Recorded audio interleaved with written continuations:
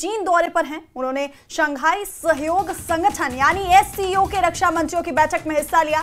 इस मीटिंग में राजनाथ सिंह ने पाकिस्तान को आईना दिखाया है। राजनाथ सिंह ने पहलगाम आतंकी हमले को लेकर बड़ा हमला बोला है। उन्होंने कहा कि पहलगाम में आतंकी हमला धार्मिक पहचान के आधार पर था। उन्होंने चेतावनी दी है कि खून बहाने वालों को बख्शा नहीं जाएगा। आतंकवाद और शांति एक साथ नहीं चल सकते। आतंकवाद के केंद्र कभी नहीं बचेंगे। उन्होंने इस दौरान ऑपरेशन सिंदूर का भी जिक्र किया। उन्होंने कहा कि जो आतंक के खिलाफ भारत ने ऑपरेशन सिंदूर चलाया वो सफल रहा। जो देश आतंकियों को पनाह देते हैं उनकी आलोचना होनी चाहिए। तो चीन दौरे पर है रक्षा मंत्री राजनाथ सिंह और ये बड़ी बातें आपको बताते हैं। क्या कुछ कहा रक्षा मंत्री राजनाथ सिंह ने, तो भारत का ऑपरेशन सिंदूर सफल रहा। खुद की रक्षा करना भारत का अधिकार है, ऐसा रक्षा मंत्री ने कहा। ये 10 बड़ी बातें आपको बता रहे हैं। तीसरी बात जो उन्होंने कही कि पहलगाम में धार्मिक पहचान के आधार पर हमला किया गया, खून बहाने वालों को नहीं बख्शेंगे। तो यहां पे पाकिस्तान को चेतावनी देते हुए रक्षा मंत्री राजनाथ सिंह, आतंकवाद और शांति एक साथ नहीं हो सकते। कुछ देश आतंकियों को पनाह देते हैं, तो यहां पर रक्षा मंत्री ने पाकिस्तान को आईना दिखाते हुए चेतावनी दी है, आतंक पर एक्शन होकर रहेगा। तो चीन दौरे पर रक्षा मंत्री राजनाथ सिंह हैं और आतंकवाद के केंद्र नहीं बचेंगे। तो पाकिस्तान को यहां पर मुंहतोड़ जवाब दिया है रक्षा मंत्री राजनाथ सिंह ने। प्रायोजित आतंक के परिणाम भुगतने होंगे। तो ये 10 बड़ी बातें आपको बता रहे हैं। आतंक के समर्थकों की आलोचना होनी चाहिए। तो पहलगाम हमले पर रक्षा मंत्री ने क्या कुछ कहा, ये हमने आपको 10 बड़ी बातें बताई। ऑपरेशन सिंदूर सफल रहा। धार्मिक पहचान के आधार पर हमला किया गया, खून बहाने वालों को नहीं बख्शेंगे और आतंकवाद शांति की राह में बाधा है। कट्टरता और आतंकवाद बढ़ रहा है। आतंकवाद के एपिसेंटर नहीं बचेंगे।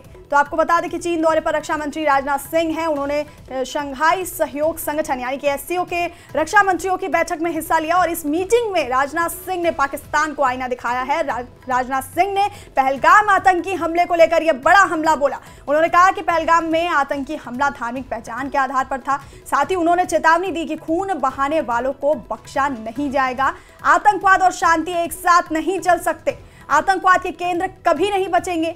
उन्होंने इस दौरान ऑपरेशन सिंदूर का भी जिक्र किया। उन्होंने कहा कि जो आतंक के खिलाफ भारत ने ऑपरेशन सिंदूर चलाया वो सफल रहा। जो देश आतंकियों को पनाह देते हैं उनकी आलोचना होनी चाहिए। तो ऑपरेशन सिंदूर सफल रहा। राजनाथ सिंह ने SCO की बैठक में ये बड़ी बातें बोली कि धार्मिक पहचान के आधार पर हमला किया गया और कुछ देश आतंकवाद के समर्थक हैं। आतंकवाद और शांति एक साथ नहीं हो सकती।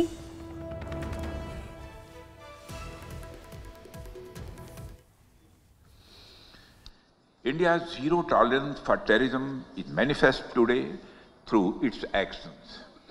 This includes our right to defend ourselves against terrorism.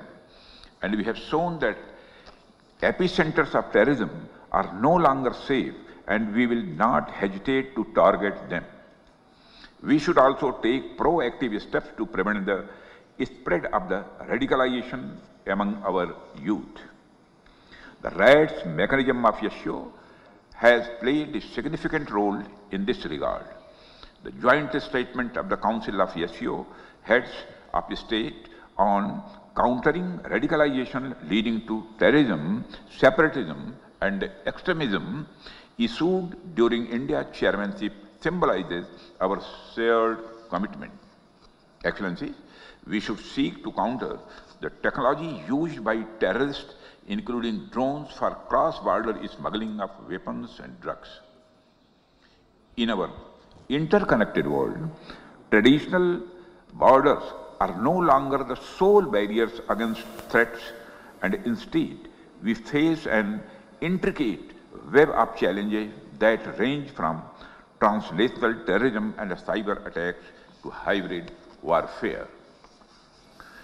These threats do not respect national boundaries, and they demand a unified response rooted in transparency, mutual trust, and collaboration.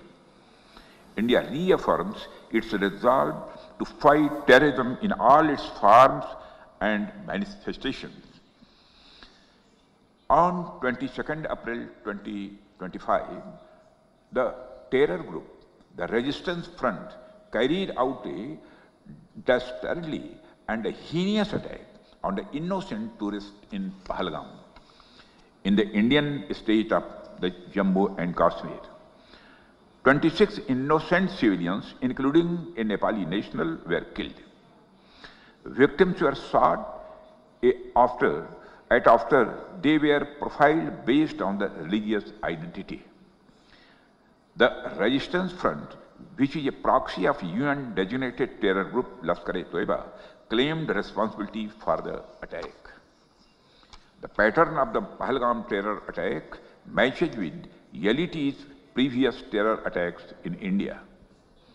In exercising its right to defend against terrorism and preempt as well as deter further cross-border terrorist attacks, India on 7th May 2025 successfully launched Operation Sindoor to dismantle cross-border terrorist infrastructure.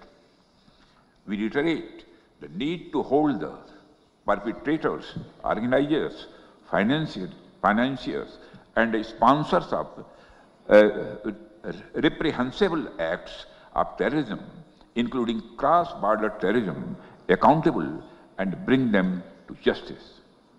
Any acts of terrorism are criminal and unjustifiable, regardless of their motivation, whenever, wherever, and by whomsoever committed. तो सुना आपने कि रक्षा मंत्री ने क्या कुछ कहा SCO के